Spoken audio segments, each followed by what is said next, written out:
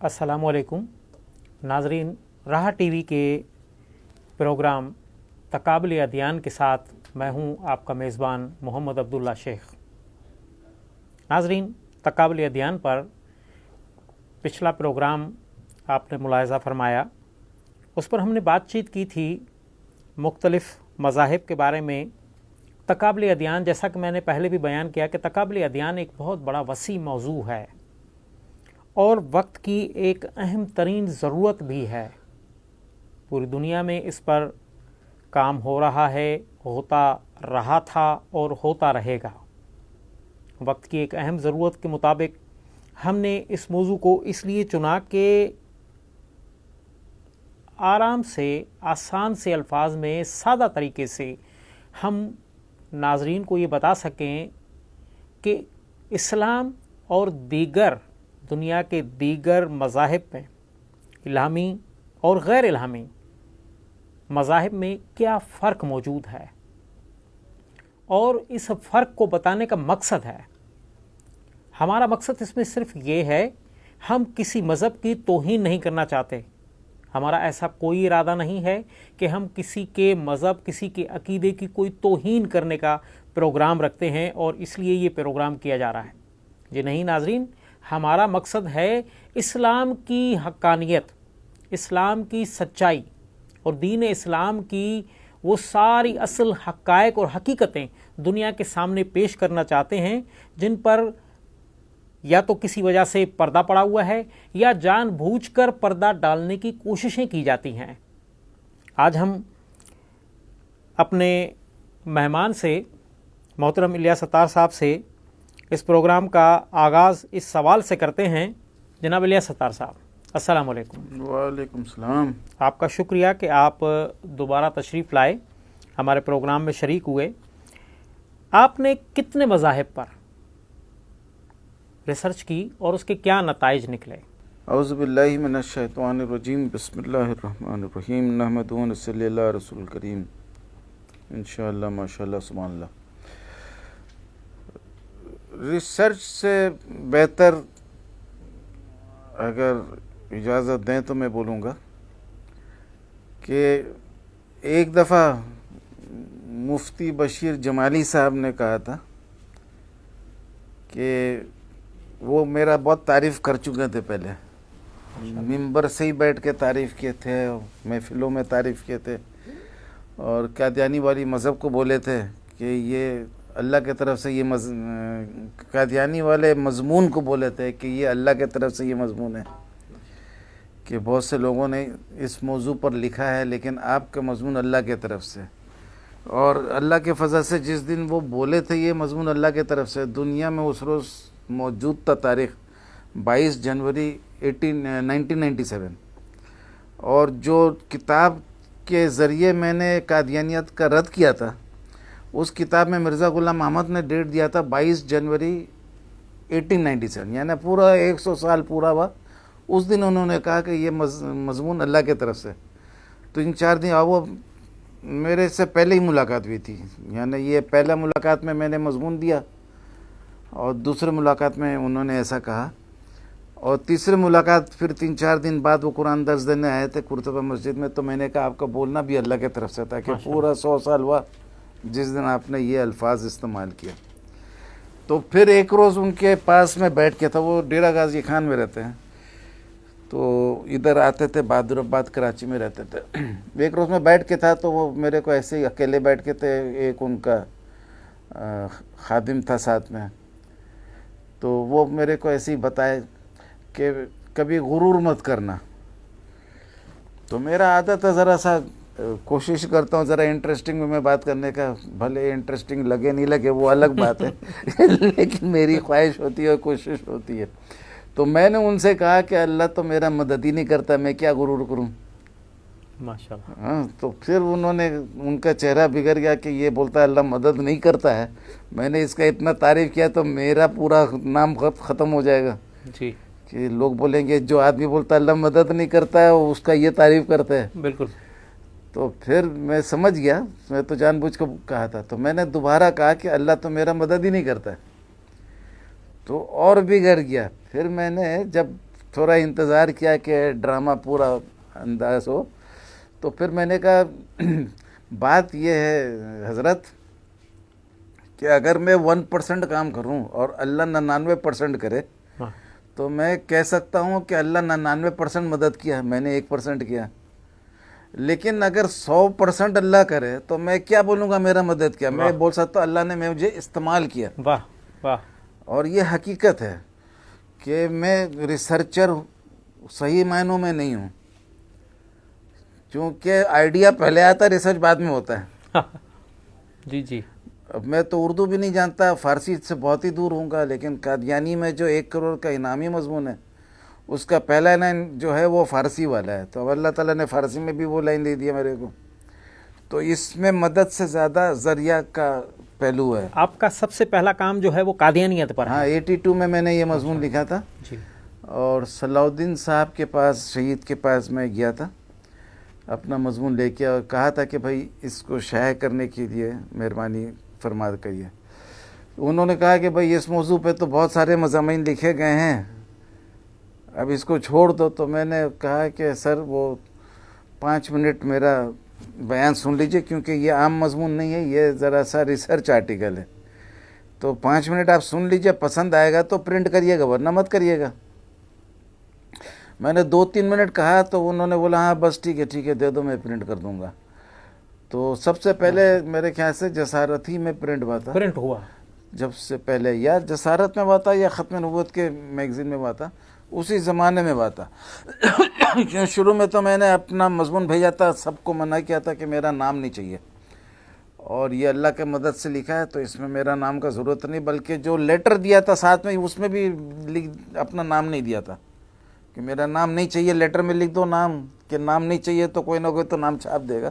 صحیح. تو نہ مضمون میں مصنف لکھا نہ لیٹر میں اپنا نام لکھا، لیکن کسی نے نہیں چھاپا. تو پھر میں جسارت میں بھی گیا، پھر ختم نبوت میں گیا، پھر تو بہت سارے انعامات ملے، وہ سب تو اپنے جگہ. لیکن ریسرچ اس لیے میرا زیادہ نہیں کہلائے گا.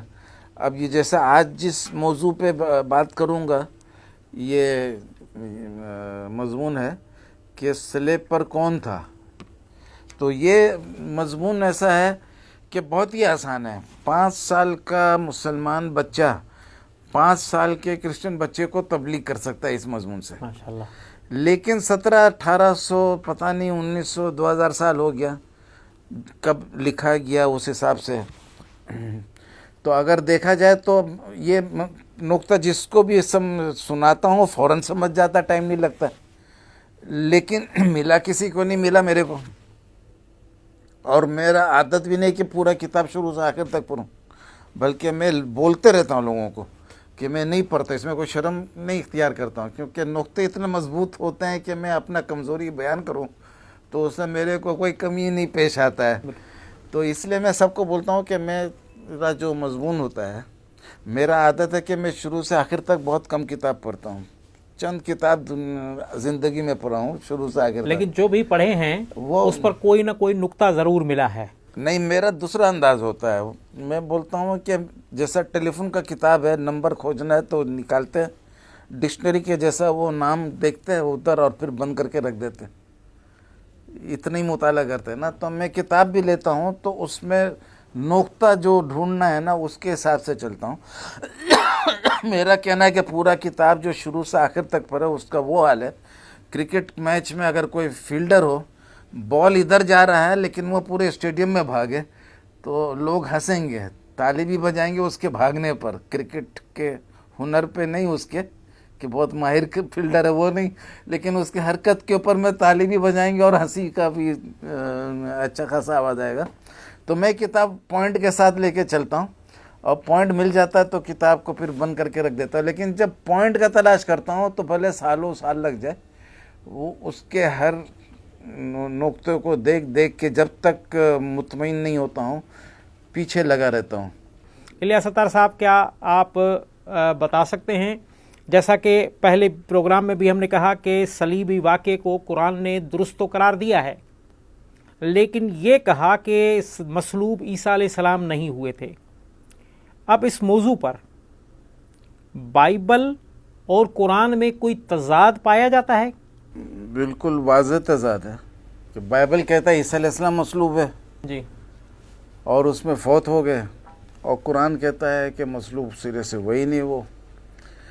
اور یہ موضوع ایسا ہے عیسیٰ علیہ السلام کے مصلوب ہونے کا، اس میں میرے بہت سارے مضامین ہیں اور انشاءاللہ آگے چل کے کریں گے. اور قادیانیت کا بھی جو اسی موضوع پہ تھا، اب تو یہ ہے کہ قادیانی کے آفیشیل ویب سائٹ میں میرے نقطے کو صحیح تسلیم کر کے پیش کیا، لیکن ایسا کیا گویا کہ ان کا پہلے سے یہ ایمان ہے، جس پہ میں نے ایک مضمون لکھا تھا قادیانی یوٹن. اور خوشی کی بات یہ ہے کہ لاہوری جماعت نے ایک ویب سائٹ میں میرے مضمون کو صحیح بولا اور مرزا غلام احمد کو غلط بولا. یہ مضمون صحیفہ الحدیث میں بھی پرنٹ ہوا ہے. تو یعنی لنڈن کا جماعت بھی صحیح تسلیم کر لیا نقطے کو، اور لاہوری جماعت بھی صحیح تسلیم کر لیا. یعنی قادیانیوں کی اس جماعت نے، لاہوری جماعت نے تعریف کیا باقاعدہ قادیانیت کے پوائنٹ کو غلط کہا، ہاں بالکل، مرزا غلام احمد کے پوائنٹ کو غلط کہا اور آپ کے پوائنٹ کو صحیح کہا. یہ ایک بہت بڑی کامیابی ہے. اور لنڈن کے جماعت نے اپنا ایمان بنا لیا اس کو، ماشاءاللہ. لیکن پیش ایسا کیا گویا یہ پہلے سے ایمان ہے. یہ ایک اور فراڈ ہے. تو آج چونکہ وہ موضوع نہیں تو اس پہ گفتگو نہیں کریں گے، وہ انشاءاللہ بعد میں آئیں گے. آج جو ایک موضوع ہے کہ بڑھاپے میں میرے کو ایک ایسے موضوع اللہ تعالیٰ نے فراہم کیا جس کو ایک 5 سال کا مسلمان بچہ 5 سال کے کرسچن کو بھی تبلیغ کر سکتا ہے. کس طرح سے؟ وہ اس طریقے سے کہ قرآن شریف میں لکھا ہے کہ عیسیٰ علیہ السلام مصلوب نہیں ہوئے تھے. اس کے الفاظ یہ ہیں، اعوذ باللہ من الشیطان الرجیم، کہ وما قتلہ وما صلبہ ولیکن شبہ لہم، یعنی ترجمہ، نہ تو انہوں نے انہیں عیسیٰ علیہ السلام کو قتل کیا، نہ انہیں سولی پر چڑھایا، صلیب پر، جی صلیب پر چڑھایا، یہاں سولی ہے وہ، ہاں صلیب پر چڑھایا، بلکہ معاملہ ان کے لیے مشتبہ کر دیا گیا، یعنی انہیں شبے میں ڈال دیا گیا. ہاں. تو اب قرآن شریف تو یہ کہہ رہا ہے کہ شک میں ڈال دیا اور صلیب پر نہیں ڈالا. کرسچن بائبل بولتا ہے کہ وہ صلیب پر جان بھی دیے، وہ ڈالے گئے. جی. اب تیسرا ایک انجیل ہوتا ہے بارنبس کی انجیل. بارنبس کی انجیل میں یہ لکھا ہے کہ جب وہ جوڈس اسکاریٹ، انگلش میں بولتے ہیں یہودا اسکریوتی، جی، یہ غداری کیا تھا، حواری تھے، مسیح حواری تھا اور عیسیٰ علیہ السلام کا شاگردوں میں تھا.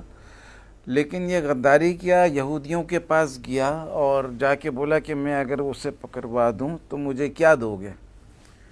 تو ایک جگہ بائبل میں ہے کہ وہ 30 پیسہ دینے کا وعدہ کیا، اور دوسرے جگہ میں ہے کہ 30 چاندی کا سکہ دیے. جی. چاندی کا 30 سکہ دیے، اور وہ بولا کہ میرے ساتھ جب یہ جائیں گے تمہارے سولجرز وغیرہ، تو جس شخص کا میں بوسہ لوں اس کو پکڑ کے لے جانا. تو اب یہ ہے کہ بارنبس کے انجیل میں بہت اچھا حوالہ دیا اس کا. اس میں یہ ہے کہ جب وہ یہودا اسکریوتی آتا ہے فوج کے ساتھ، لاٹھی واٹھی لے کے سب وہ لوگ آتے ہیں، تو ادھر میں یہودا اسکریوتی سب سے پہلے کمرے میں داخل ہوتا ہے.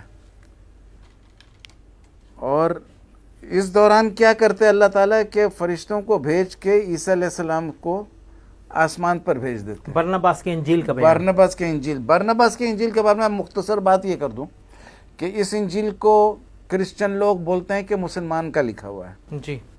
وہ ان کا بولنا ہے، لیکن یہ انجیل میں جو بات ہے یہ میں ثابت کروں گا بھی کہ بائبل کے روح سے بھی بارنبس انجیل زیادہ صحیح ثابت ہوتا ہے، جس ثابت ہوتا ہے کہ یہ مسلمان کا لکھا ہوا نہیں ہے بلکہ پرانا قدیم نسخہ ہوگا، کیونکہ جو باتیں لکھی ہوئی ہیں بعد میں مسلمان کے خیال میں کیسے آئے گا، یہ نہیں آ سکتا.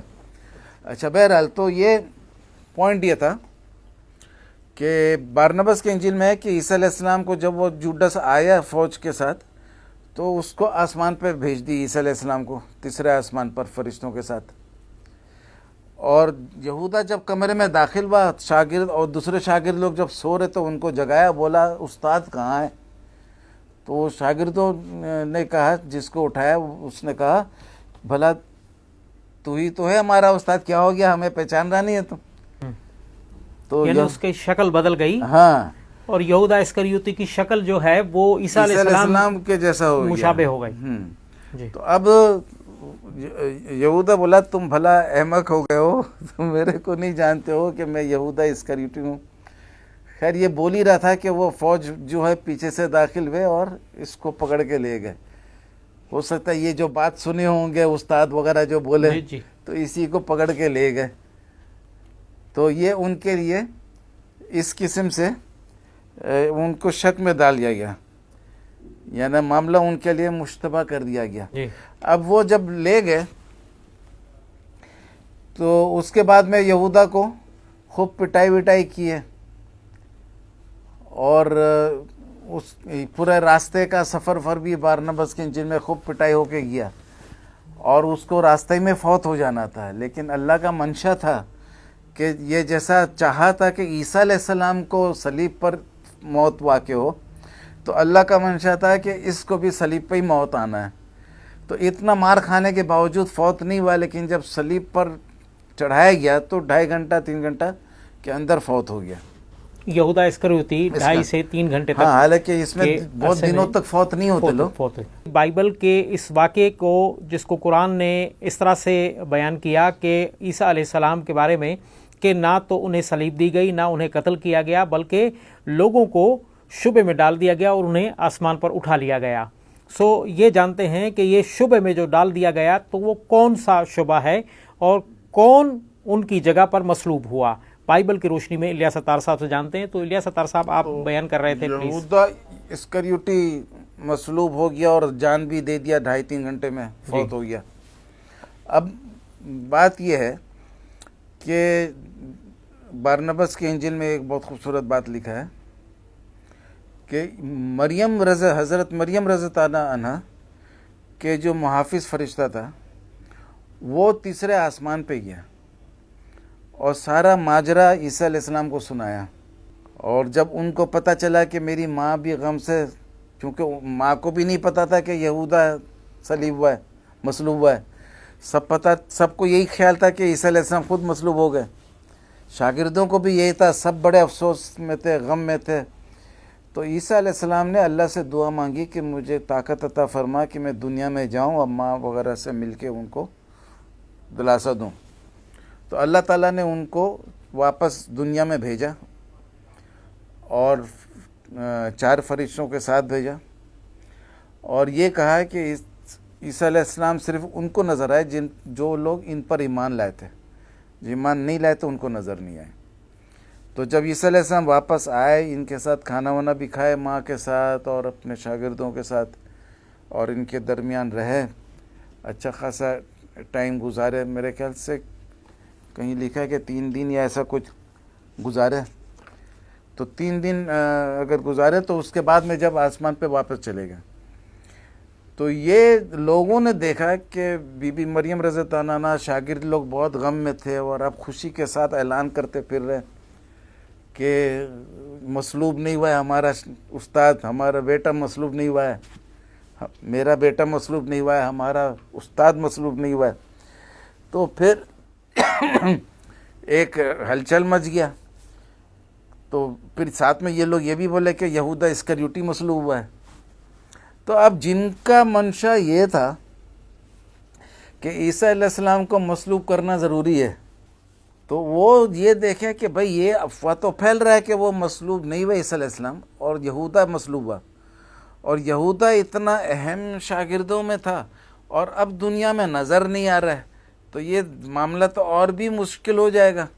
لوگ بولیں گے نظر نہیں آیا تو واقعی میں وہی مصلوب ہوا ہے، یہی بولیں گے نا، بالکل، کیونکہ نظر کیوں نہیں آ رہا ہے پھر؟ جی اگر مصلوب نہیں ہوا ہے تو بائبل کے روشنی سے اس کو دنیا میں موجود رہنا چاہیے۔ بارنباس کے انجیل سے چونکہ وہ مصلوب ہو گیا تھا تو دنیا سے غائب ہو گیا، اور قرآن کے روشنی میں بھی دنیا سے غائب ہو جائے گا، کیونکہ عیسیٰ علیہ السلام کا اللہ بول رہے مصلوب نہیں ہوا، اور صلیبی واقعہ ہوا تو کون مصلوب ہوا؟ تو چلو اسکریوتی اگر مصلوب ہو گیا تو وہ قرآن کے روشنی میں بھی ایک حساب سے دنیا سے غائب ہو گیا. لیکن بائبل تو کلیئر کہہ رہا ہے کہ عیسیٰ علیہ السلام مصلوب ہے. تو پھر اسکریوٹی گیا کہاں؟ جی. تو اس کمی کو پورا کرنے کے لیے کہ اسکریوٹو مصلوب نہیں ہوا, یہودا اسکریوتی, اسکاریٹ جو ہے مصلوب نہیں ہوا, اس کمی کو پورا کرنے کے لیے کیا کیے بھائی لوگ کہ اسکریوٹی کو دنیا ہی میں زندہ رکھے صلیبی واقعات کے بعد, تاکہ پتہ چلے کہ وہ مصلوب نہیں ہوا. اور چونکہ پھر اس کے بعد اس کا حرکت دنیا میں نظر نہیں آتا رہا تھا, تو فوراً مارنے کا بھی پروگرام بنا دیا کہ اس کو فوراً دنیا سے غائب بھی کر دو, نہ رہے بانس نہ بجے بانسری. کہ پہلے تو مصلوب نہیں کرایا, اب دنیا میں موجود بھی بنا دیا, اب موجود کے بعد ہے نہیں تو کیا کرے, اس کو مار ڈالو. اور کس کے ذریعے ماریں گے تو اور مصیبت ہوگا, پھر اس کو سزائے موت دو. ہاں, تو اس سے خودکشی والا کہیں کا رد دیا کہ خودکشی ہو گیا, کہیں اچانک موت آ گیا. تو اب مزے کا بات یہ ہے کہ اچھا, بائبل میں یہودا اسکریوتی کے بارے میں بیان جو ہے, آپ کے اس بیان کی روشنی میں یہ ہے کہ جیسے آپ کہا کہ کہیں تو اس کو خودکشی اور کہیں اس کو جو اچانک مر گیا. ہاں, اچانک مر گیا. ہاں, تو اس کا مطلب ہے کہ یہودا اسکریوتی کے بارے میں یہ بائبل کا بیان ہے کہ وہ 2 مرتبہ مرا. ہاں, یہی ایک مرتبہ نہیں. ایک مرتبہ نہیں, یہی اصل پوائنٹ ہے. جی. تو ایک جگہ یہ ہے کہ متی باب 27 آیت 3 سے 5, متی کی انجیل. ہاں, متی کی انجیل, صحیح ہے, بہت اچھا وضاحت کیا آپ نے. تو اس میں لکھا ہے کہ وہ واپس گیا اور 30 سکہ جو غداری کرنے کے لیے ملا تھا یہودیوں کے پاس پھینک دیا, اور واپس جاتا ہے اور اپنے آپ کو پھانسی دے دی. جی. یہ متی باب 27 آیت 3 سے 5 میں ہے. ٹھیک ہے, کہ پیسہ پھینک دیا اور خود کو لٹکا کے پھانسی دے دیا. اسی لیے میں نے یہ کتابچے کے اوپر میں پہلا موت دیا ہے پھانسی کا اوپر میں. جی. اور نیچے والا اب جو سنا رہا ہوں یہ اعمال باب 1 آیت نمبر 18 اور 19 میں ہے کہ وہ جو پیسہ ملا تھا, یہ بھی ایک تضاد دیکھیں, پیسہ ملا تھا واپس نہیں کیا بلکہ اس سے ایک کھیت خریدا.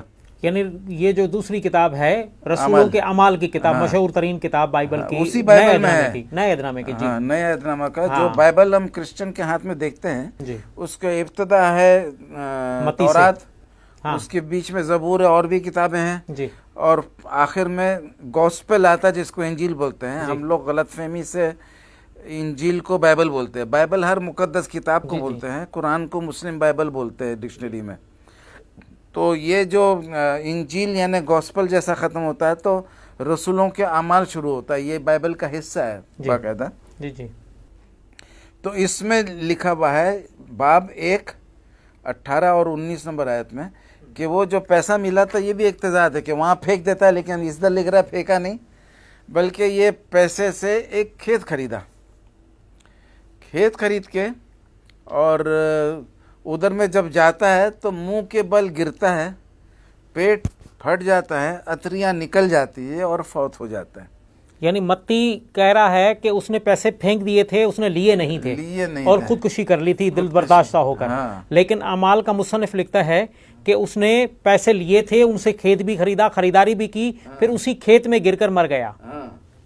بہت بڑا تضاد, بہت بڑا تضاد. بلکہ ایک اور بھی مزے کا بات یہ ہے کہ ایک جگہ لکھا ہوا ہے کہ جب وہ جاتا غداری کرنے کا آفر دیتا ہے نا یہودیوں کو, ایک جگہ لکھا ہے کہ پیسہ مل جاتا ہے اور دوسرے جگہ لکھا ہے کہ پیسہ دینے کا وعدہ ہوتا ہے. ایک تضاد یہ, دوسرا تضاد پیسہ پھینک دیتا ہے, تیسرا کھیت خرید لیتا ہے, اور تیسرا ہے کہ وہ پھانسی اپنے آپ کو دے دیتا ہے, اور چوتھا ہے کہ وہ کھیت میں گر کے مر جاتا ہے. میرا سوال یہ ہے کہ دنیا کے واحد کتاب ہے یہ جو کرسچن کے ہاتھ میں بائبل ہوتا ہے, جس نیا عہد نامہ خاص طور یعنی پر. بائبل نئے عہد میں تو ہے لیکن بائبل کے اندر ہی ہے. جی. تو کرسچن بائبل واحد کتاب ہے جس میں ایک آدمی کو 2 موت دیا گیا ہے. زبردست. ورنہ کوئی ایک عام آدمی یا سیاستدان بھی آج تک ایک کتاب ایسا نہیں لکھا ہے جس میں ایک آدمی کو 2 موت دکھایا ہو. شاندار. ہاں, عیسیٰ علیہ السلام کے ٹائم میں 2 موت ہوتی تھی, لیکن وہ جس مردے کو زندہ کرتے تھے وہ دوبارہ مرتا تھا. زندگی بھی دو ہوتی تھی. جی جی. دو زندگی کے ساتھ دو موت ہے, لیکن ایک زندگی میں دو موت نہیں آتا ہے. لیکن ایک شخص کی دو طرح سے اموات لکھی ہوئی وہی تو ہے, دو طرح. یعنی اس میں سے ایک بیان درست ہو سکتا ہے یا دونوں غلط ہو یا سکتا ہے. دونوں غلط ہوتے ہیں. کیونکہ اگر میں بولوں کہ صبح ہے, دوسرا آدمی بولے شام ہے, دونوں غلط ہو سکتے ہیں کہ رات ہو, جی. نہ صبح ہو نہ شام ہو. ہاں, لیکن دونوں درست نہیں ہو سکتے. درست نہیں ہو یا ایک صحیح ہوگا یا دونوں غلط ہوگا. اس میں ایک خاص بات نظر آئی ہے اس میں کہ متی کا بیان کو اگر درست قرار دیتے ہیں تو اعمال کا بیان تحریف ہے. تحریف ہے. اعمال صحیح ہے تو متی تحریف ہے. یعنی تحریف کا بھی ایک بہت بڑا نہ صرف تضاد ہے بلکہ تحریف کا ایک شاندار جو ہے زبردست ثبوت جو ہے ہمارے پاس موجود ہے, جس کو آپ نے بیان کیا کہ ایک ہی شخص کی دو طرح کی اموات کو لکھ کر اس سے یہ بھی ثابت ہوتا ہے کہ متی کی انجیل کو لکھنے والا اعمال کو نہیں جانتا تھا, اعمال کی کتاب کو لکھنے والا متی کی انجیل کے بیان سے واقف نہیں تھا. اس کا مطلب ہے دو الگ طرح سے بیان داخل کیے گئے. بلکہ میرے خیال سے یہ تحریف کا تعارف ہے. تحریف کا تعارف, تحریف کا تعارف ہے یہ. الیاس ستار صاحب, بہت شاندار اور بہترین بات آپ نے بتائی ایک شخص کے بارے میں, بائبل کا اتنا بڑا تضاد, اور یہ ایک تقابل قرآن کے ساتھ آپ نے بہت اچھا کیا کہ قرآن نے جو جس واقعے کو بیان کیا آپ نے اس کے بارے میں بائبل سے ایک ثبوت فراہم کیا. یعنی قرآن کا دعویٰ ہے کہ عیسیٰ علیہ السلام مصلوب نہیں ہوئے, اس کا ثبوت جو ہے اس طرح سے بائبل سے فراہم ہوا. الحمدللہ کہ قرآن کی صداقت ہی ثابت ہوئی. اس مضمون سے محبت کا کیا پیغام ہے؟ جی جی. کہ میں ہمیشہ چاہتا ہوں کہ مضمون کا ابتدا, جی, درمیان اور اختتام پر محبت کا کوئی پہلو.